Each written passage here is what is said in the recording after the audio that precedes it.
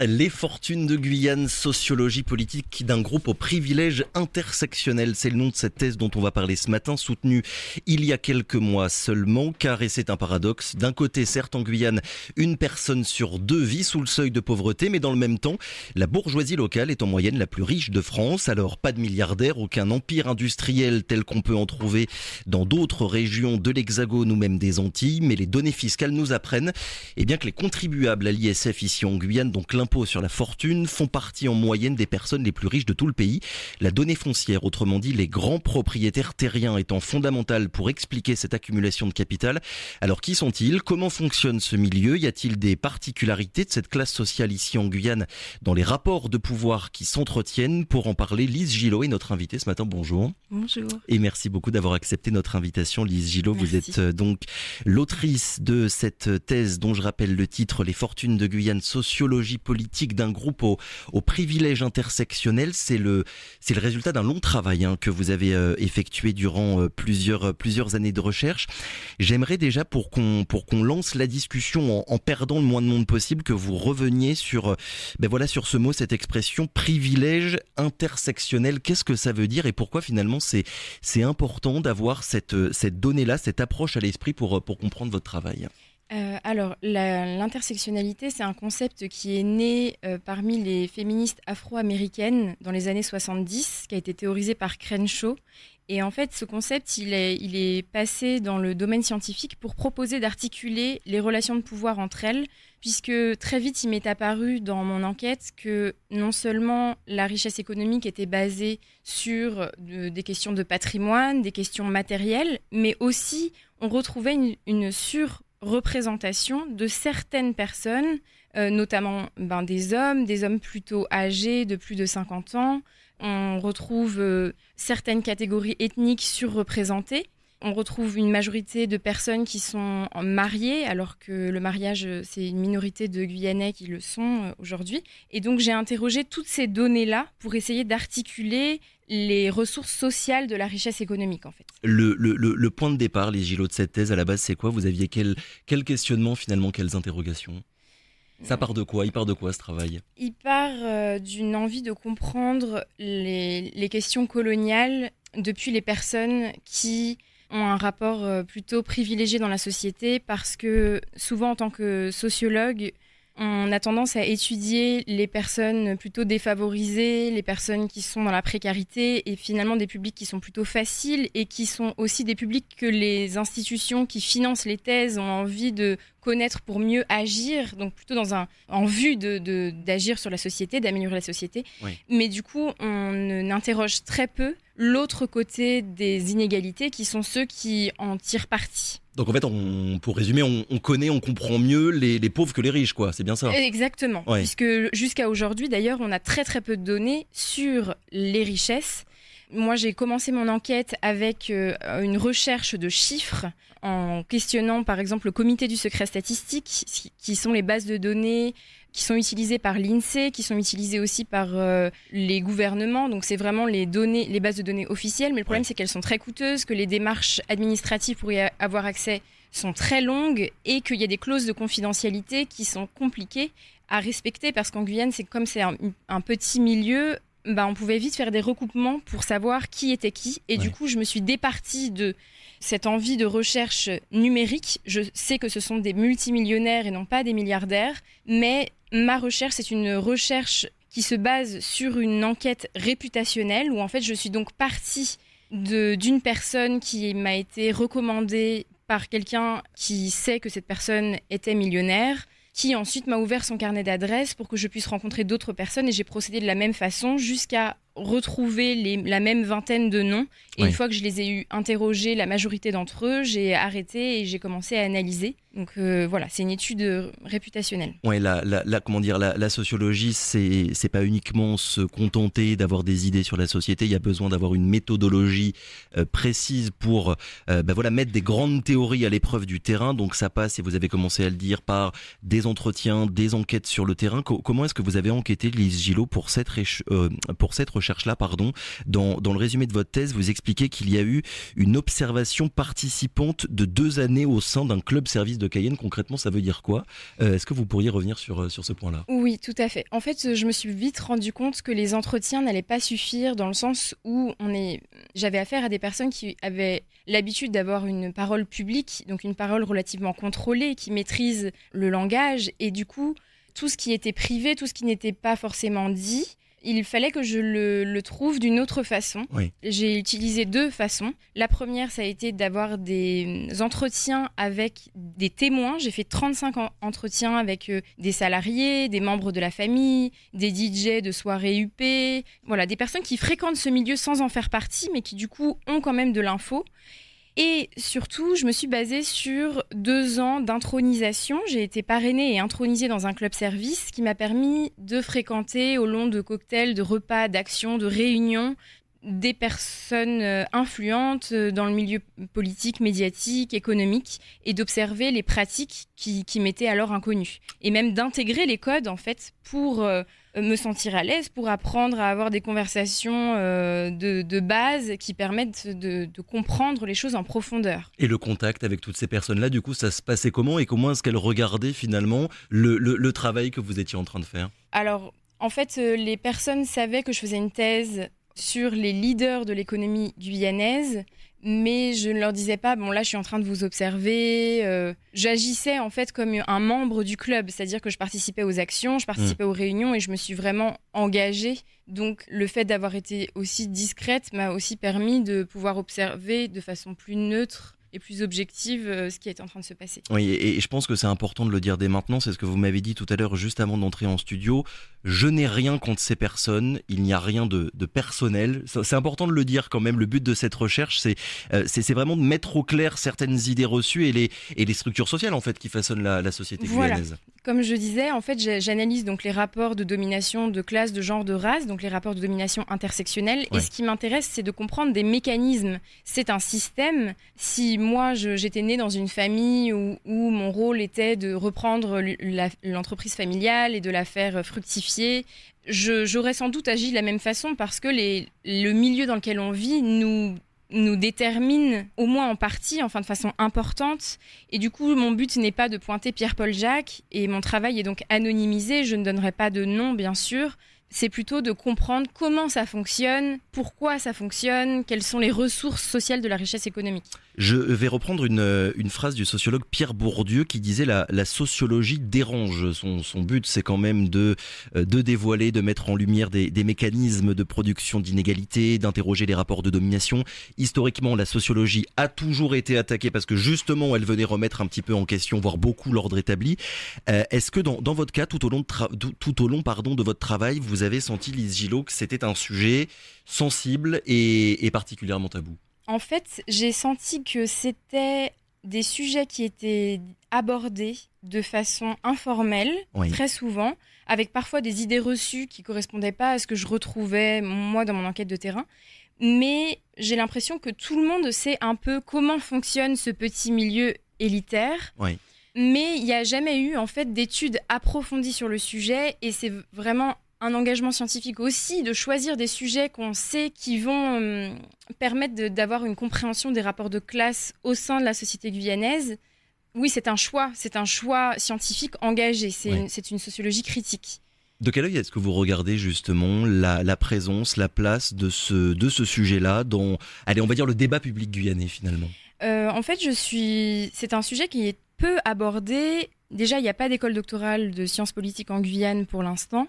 Donc j'ai été rattachée à l'Université des Antilles et c'est un sujet en fait qui est peu abordé parce que souvent les contestations politiques vont se faire à l'égard des entrepreneurs béquets, à l'égard de l'État central, mais il y a peu de connaissances ou en tout cas de questionnement de ceux qui ont des privilèges localement et qui se présentent et qui sont perçus comme une fierté locale, un héros du développement, qui vont participer à la souveraineté locale et qui vont eux-mêmes se dire dotés d'une mission pour la Guyane en tant que pourvoyeur d'emplois, en tant que créateur de richesses économiques, donc avec une vision développementaliste. Oui. Et en fait, le fait de créer de la richesse va être converti en légitimité. C'est-à-dire qu'on est légitime sur le territoire à partir du moment où on crée de la richesse et qu'on se dit guyanais, qu'on se montre guyanais, d'où les rapports de force autour de l'appropriation de l'autochtonie, c'est-à-dire la possibilité de se dire guyanais, parce qu'à partir du moment où on se dit guyanais, on est légitime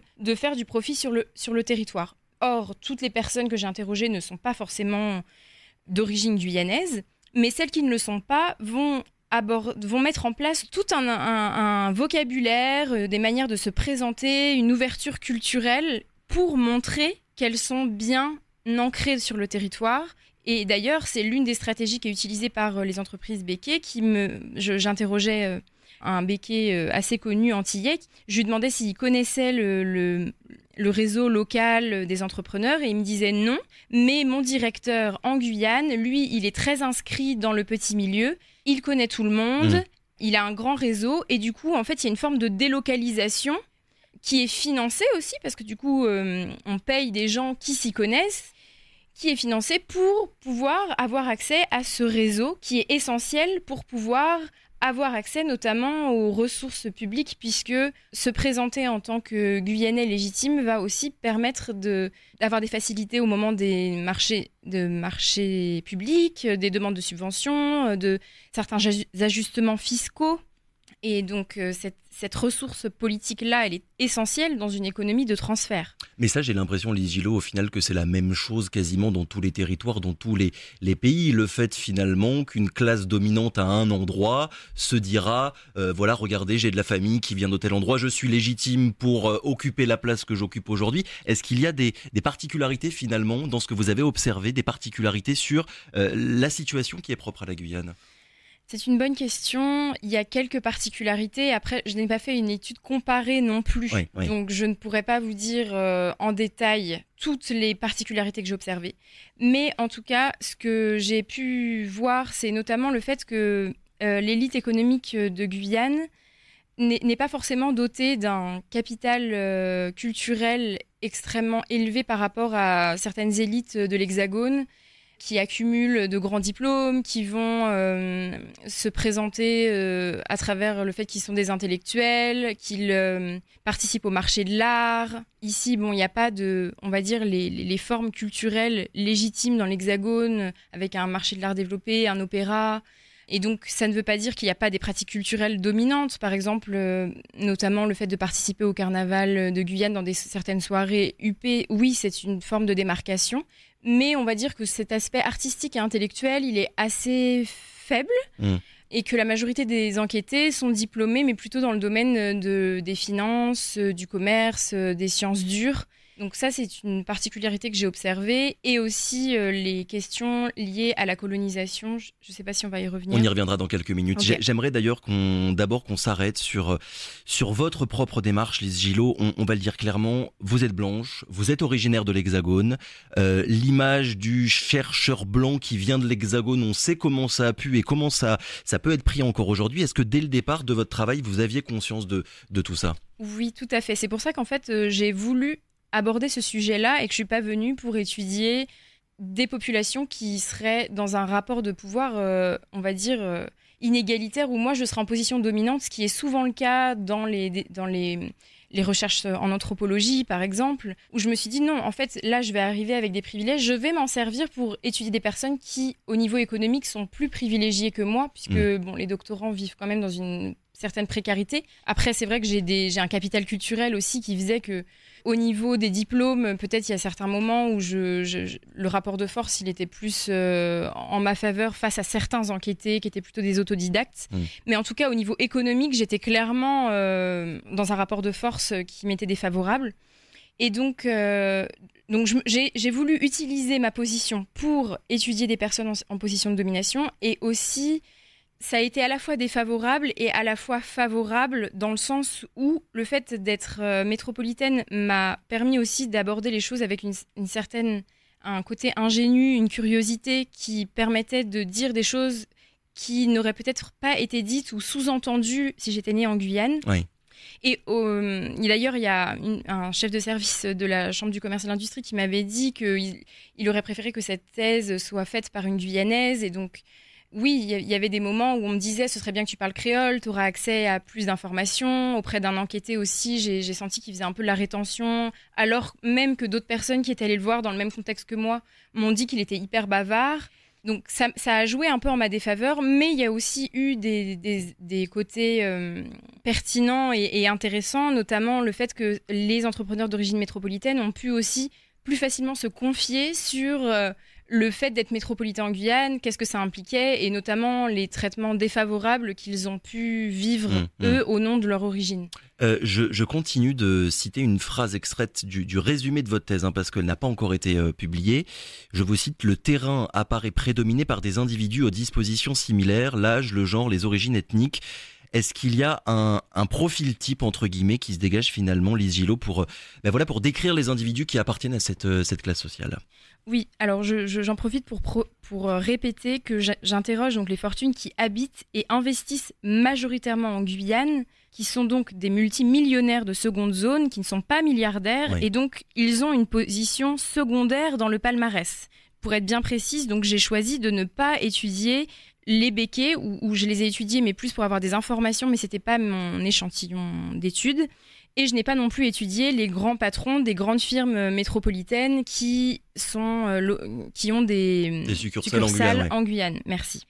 Donc, au sein de cet échantillon, comme je vous ai dit, que j'ai trouvé en demandant le carnet d'adresses de chaque personne que j'ai rencontrée, j'ai enquêté sur 18 personnes. Il y avait majoritairement des hommes, sauf 3 femmes, qui étaient d'origine ethnique diverse, mais quand même limitée. C'est-à-dire qu'on y retrouvait majoritairement des personnes d'origine libanaise, chinoise, métropolitaine, créole guyanaise, antillaise. Et il y avait au contraire une sous-représentation des migrants de dernière génération et des populations de l'intérieur, donc amérindiennes et bushinengués. Mmh.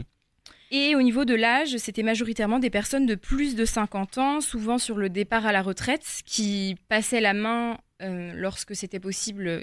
La majorité d'entre eux passent la main à leurs enfants, mais en tout cas ceux que j'ai interrogés et qui étaient en position, on va dire, au sommet de la richesse à ce moment-là, c'était ces hommes-là. Donc origine ethnique assez diversifiée, mais majoritairement des hommes quand même. Hein. Voilà, ouais, c'est ça. Il dit quoi le profil de ces personnes, Lise Gillot, de la société guyanaise? Ce qu'il dit, c'est que en fait, la société guyanaise, comme les autres sociétés, sont des sociétés hiérarchisées. C'est-à-dire qu'il y a des inégalités d'accès à la richesse et que derrière l'idée d'harmonie interculturelle qui est parfois vantée, présentée, eh bien, il y a des hiérarchies entre ces groupes ethniques. Oui. Et l'accès à la richesse dépend à la fois de caractéristiques ethniques, des caractéristiques d'âge, donc des caractéristiques, on va dire, naturalisées, le genre, l'âge, mais aussi dépend de stratégies. Donc, notamment la possibilité d'appartenir à des réseaux. Ce sont des personnes qui vont se retrouver dans certains quartiers résidentiels, qui vont favoriser une forme de privatisation de l'espace et le fait du coup de se retrouver dans des espaces privés et non pas publics, où on peut laisser libre cours à ce qu'on a à dire sans être gêné par des remises en cause potentielles, qui va permettre aussi de mettre les enfants dans des écoles où ils vont être surreprésentés. Ils vont aussi appartenir à des réseaux dans les clubs services, comme j'ai étudié, également dans la franc-maçonnerie, dans des associations de défense des intérêts économiques. Et tous ces espaces-là, en fait, sont des espaces où ils se retrouvent régulièrement et qui va créer une sorte de culture de classe où ils se démarquent du coup du reste de la population et où ils vont prendre conscience de leurs intérêts communs. Comment est-ce qu'elle fonctionne? Comment est-ce qu'elle se reproduit, cette classe sociale? On sait à quel point la reproduction sociale, c'est un des grands champs d'études de la sociologie, comprendre comment les positions sociales, les façons d'agir, de penser se transmettent d'une génération à une autre. Là, en l'occurrence, est-ce que c'est un petit cercle fermé avec les mêmes noms, les mêmes familles qui se reproduisent sur le temps long, ou bien qui s'ouvrent aussi parfois de temps en temps à d'autres personnes, Lise Gillot? Alors, il y a une forme de fixité, mais qui est bien moindre que celle qu'on peut trouver, par exemple, dans les Antilles, avec la caste béquet. Oui. Donc, il y a les fortunes de Guyane sont beaucoup plus volatiles. Déjà, les fortunes de la période esclavagiste vont disparaître dans la période post-esclavagiste. Donc là, on va dire que la fin de l'esclavage a sonné la fin des castes, de la caste blanche créole. Ensuite, il y a eu la montée en puissance d'autres familles pendant la période qui commence au début de la ruée vers l'or. Et on retrouve les plus anciennes familles qui ont produit des fortunes remonte à cette époque-là, c'est-à-dire la période post-esclavagiste, mais on trouve aussi des nouveaux venus qui ont fait fortune sur les 20-30 dernières années et qui expriment aussi leur difficulté à rentrer dans ce milieu, d'être acceptés parmi les personnes qui font du profit sur le territoire.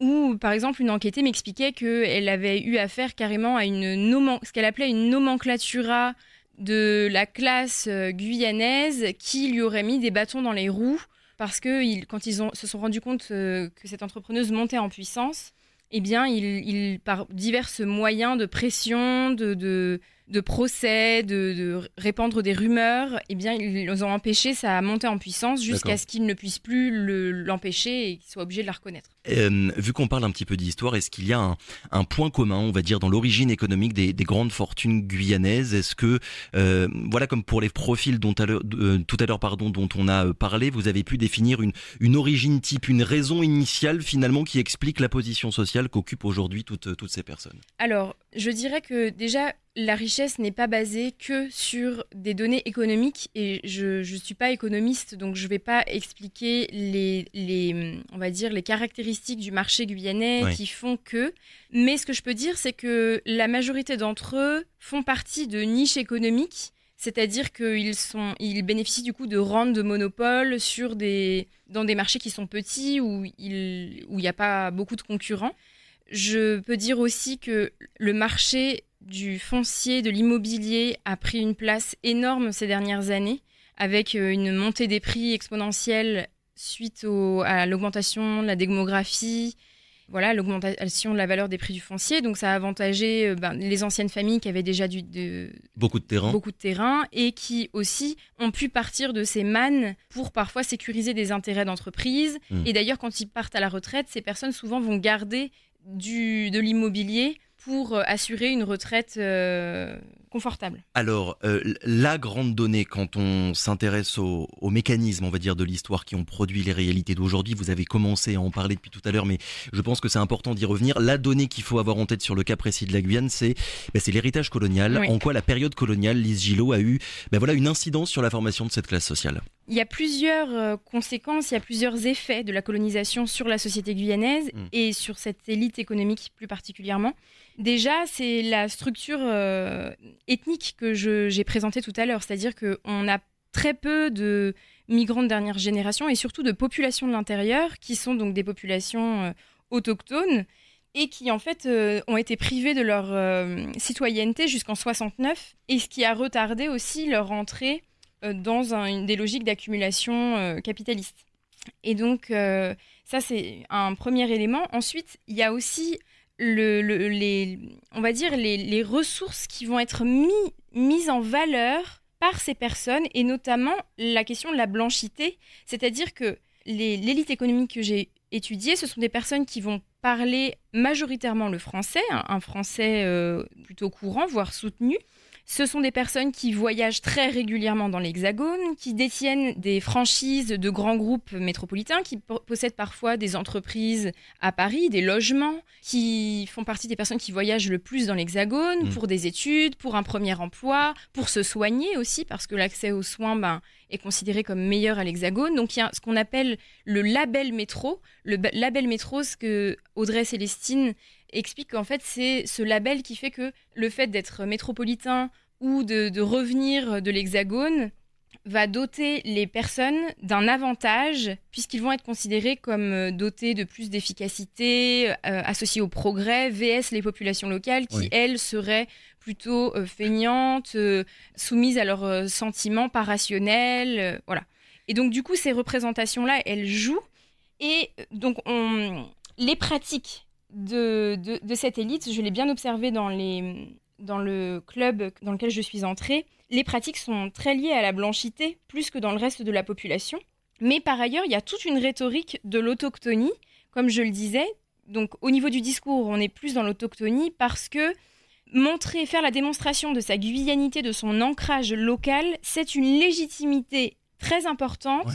Dans les conflits économiques, où par exemple, on a pu voir dans de récents conflits économiques des entrepreneurs dire à des militants autochtones arrêtez de vous faire manipuler par les métropolitains, parce que finalement, L'idée, c'est que quand on produit de la richesse, on est plus guyanais que ceux qui contestent l'accumulation capitaliste, ou des élus qui vont dire « mais est-ce que vous êtes n'êtes-vous pas guyanais ?» à des militants autochtones qui vont défendre en fait une autre vision d'autres choix sociaux, quoi. Et donc, cette question, montrer sa guyanité, c'est une patte blanche. J'ai eu beaucoup de témoignages de personnes qui m'expliquent comment ils ont pu avoir des passe-droits parce que ils sont connus comme étant une famille riche, donc le nom de famille est connu. Donc, quand ils vont à la préfecture, quand ils vont dans des institutions, ils peuvent avoir un accès privilégié à des avantages et du coup ça va créer en fait agrandir l'écart entre ceux qui n'ont pas accès aux administrations et qui souffrent des dysfonctionnements des administrations qui doivent faire des queues immenses et ceux qui connaissent les personnes indiquées et qui peuvent directement aller faire du lobbying ou une forme de copinage avec les personnes adéquates. Dernière question, Lise Gillot, et très rapidement, on n'a plus beaucoup de temps. On a parlé tout à l'heure des origines historiques, qui viennent un petit peu nous éclairer pour comprendre en fait les structures qui sont à l'œuvre aujourd'hui. Et puis après, il y a comment on fait quand on appartient à cette classe sociale pour conserver sa place. Et là, je vous cite encore, entretien des réseaux avec le monde politique et recours aux illégalismes. Donc le fait, on va dire, de contourner le droit de façon plus ou moins assumée, recours aux illégalismes avec habileté et discrétion. À quel point, d'après ce que vous avez constaté, ces pratiques sont répandues et elles se traduisent comment finalement, Lise Gillot ? En fait, oui, les enquêtés m'expliquaient concrètement. D'ailleurs, 5 des enquêtés étaient eux-mêmes des élus, donc ils pouvaient défendre leurs intérêts personnels aussi via leur emploi politique. Ouais. Et en fait, il y a une sorte de don contre don, un système d'échange où d'un côté, les élus les élus vont pouvoir proposer des décorations, donc des honneurs, des informations, des autorisations, donner des passe-droits, des marchés publics. Et en échange, les enquêtés vont proposer des finances de campagne, des voix, des colistiers et des ressources fiscales pour les campagnes. Et donc, du coup, il y a un échange en fait qui relève un peu d'un fonctionnement de marché, même si c'est pas un marché qui est officiel. Justement, la conscience de classe repose sur cette conscience d'intérêt commun, même si bien sûr il y a aussi des conflits, mais la conscience des intérêts communs semble primer, où on va mobiliser cette conscience grâce à une surutilisation des illégalismes et leur sous-pénalisation comme un moyen de protection de ces intérêts où là, le secret est très important. On sait qu'il y a notamment une salle, un témoin m'expliquait qu'il y avait une salle dans un hôtel qui n'était pas inscrit sur le cadastre ni sur le plan de l'hôtel où se retrouvent des élus locaux et le patronat pour discuter de grands projets et c'est donc des réunions qui se passent sans que personne ne soit vraiment au courant. Et d'ailleurs, les personnes qui y rentrent, ce sont plutôt des serveurs, des barman qui ont l'obligation absolue de ne pas dire ce qu'ils voient. Et donc, à travers le fait d'être à la fois le gagnant de la partie, mais aussi les arbitres du jeu, si vous voulez, on a cette mobilisation par les illégalismes, par le fait d'avoir un rapport socialement situé à la norme de droit, c'est-à-dire faire de l'exception la norme. Lise Gillot, merci beaucoup d'avoir été avec nous ce matin. Je rappelle le nom de votre thèse « Fortune de Guyane, sociologie politique » d'un groupe au privilège intersectionnel. Vous avez déjà donné une conférence la semaine dernière à Cayenne, vous en donnerez une autre. Ce sera jeudi prochain, le 10 avril à Saint-Laurent avec l'association Bois Canon. Merci encore, très bonne journée. Merci à vous.